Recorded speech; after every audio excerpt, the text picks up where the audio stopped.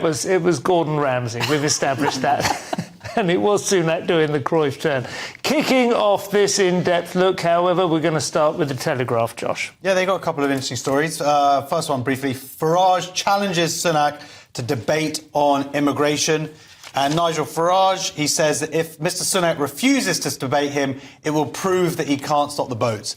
And that's not true. It doesn't prove any such thing there. And really, obviously, Rishi Sunak has no obligation, Nigel Farage, to debate Nigel Farage. Nigel Farage is not standing himself for election or a leader of a party that is also contesting the election. No, that's true. Is he still the chairman or president of Reform? President or something like that. And, also, and obviously, to some extent, a sort of de facto figurehead for it. But you're right, sure. Yeah, no sort of legal obligation. But Sunak wants lots of debates with Keir Starmer, one every week or something. But Keir Starmer's just agreed to two because really, it's his. All that can happen is he'd say something stupid like, "I like Jeremy Corbyn." Yes, one of those people is brilliant at debating, which is Nigel Farage, and one of them's rubbish. So it's not a surprise.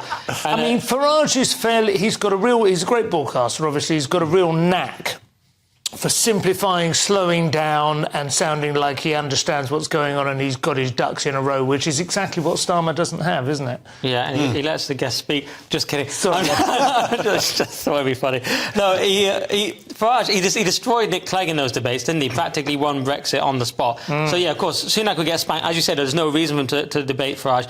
And I wonder, even though Farage is our beloved colleague and a genius in many ways, I do wonder if he's just trying to get himself back in the spotlight because he admits he was wrong-footed by Sunak with this snap election, and Reform are left kind of in a bit of a mess, lacking the infrastructure, looking like they might not really do much. So Farage maybe is trying to get himself back in and Reform back at the centre. So you think if he waited till November, you think Reform would be Farage's I don't think. We had a private conversation with him. Do you remember many months ago? And he sort of was basically saying, "Don't say what he said."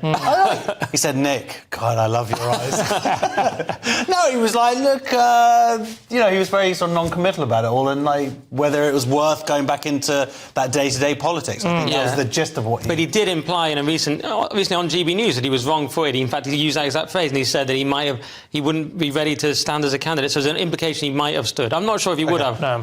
There's the other big story here is PM state pensions will never be taxed. This is the Tory government's plea for senior citizens to vote for them by giving them £100. This came out about 5 minutes ago, so we haven't had much time to read it. There's something that we were discussing. Quadruple lock. Yeah. And Labour will now be responding with the triple whatever. It's a bit like Wilkinson's sword versus Gillette, isn't it? Yeah. Right, we're going with 8 blades. Yeah, these go to 11. It's the spinal tap approach. Like, how much more can we defend the boomers and not care at all about the young? Maybe the quadruple lock could be locked into American pensions and maybe Chinese pensions. They get stocks.